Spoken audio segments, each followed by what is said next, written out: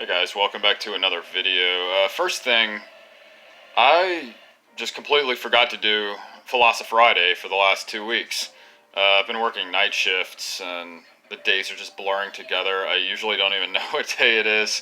I sleep when I'm tired, I eat when I'm hungry, and it's kind of chaos. But so I'll try to catch up, maybe do a few Philosophy Fridays soon to catch up. Anyway, today I want to talk a bit about Pisces Moon. I know I did like a water moon rant video a few days ago. That wasn't ill-intended. I wasn't like super hating on water moon signs. I don't dislike them. I respect them just like I respect any other placement. You are the way you are, and every sign, every placement has its pros, its cons, its advantages, its difficulties. And one isn't necessarily better than the other, especially when it comes to the moon sign. We're talking about your internal way of really understanding and emotionally processing things. Um, it's a very personal planet, and Pisces moon in particular gives rise to a very personal individual. And I want to relate Pisces moon to the idea of a flowing river. Of course, it's a mutable sign, Pisces. So it's changeable, it's malleable, it's going to be taken by the current, right? For Pisces Moon is like a flowing river, is being taken by the current and really has no choice about that. So that can create great difficulty early in life. Perhaps a complete lack of standards and principles. But with maturity and with growth and learning and self-work, I think Pisces Moon goes from 0 to 100 in terms of where they start and where they begin, regarding their self-understanding and their acceptance of reality as it is. Because think of a river. A river has a fixed, for the most part, without regard for the changes in current and direction that take place over millions of years. But a river has a predetermined course, and it takes a lot to deviate from that course. Some kind of like major climate catastrophe or something like that. So it takes a lot to knock Pisces Moon's course off course, if that makes sense. But for the most part, they are fixed in their journey, regarding to what degree they're going to be taken by the current. They have no choice in that. So with all that growth and maturity, they're forced, maybe more than any other sign, they're forced into learning to accept reality as it is.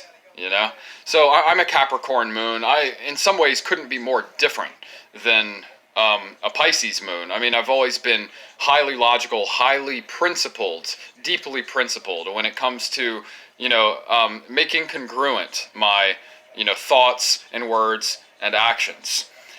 Pisces moon has to maybe learn the hard way a little more so, because they lack principles in the beginning, and learn to develop the right principles over time.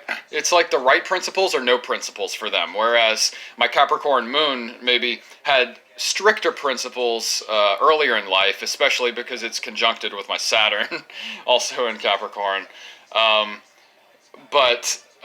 So for that, for Capricorn moon, it's more about loosening up the principles and learning to adapt your logical structure to the world as it is. And from there, you learn to accept reality as it is a little more so. But Pisces moon is very fixed and has no choice, in the degree to which they are taken by the current, affected by their environment, and influenced by the people who surround them. Whereas like for a Capricorn moon like me, I can just like cut certain people off based on my predetermined principles. So anyway, one of the results of this is that Pisces Moon, I think, is going to be, and a lot of Pisces placements in general, regardless of the planet and the house, it's going to tell you something about the part of yourself, or and of course the context in which you have this, Pisces flowing river sort of energy. But I think Pisces Moon, more so than definitely any other sign and most other placements, is heavily affected by transits in general, because they feel everything so deeply. They experience everything in such a deep, like, sensory way. And then that kind of translates, if they're wise and if they've gone through some growth, that translates to a more spiritual manifestation. So they're very affected by transits, both long-term and short-term. I think Saturn return is extremely important for a Pisces moon. I mean, that's really the time where they're going to go from 0 to 100 in terms of, the standards that they set for themselves and for the people around them.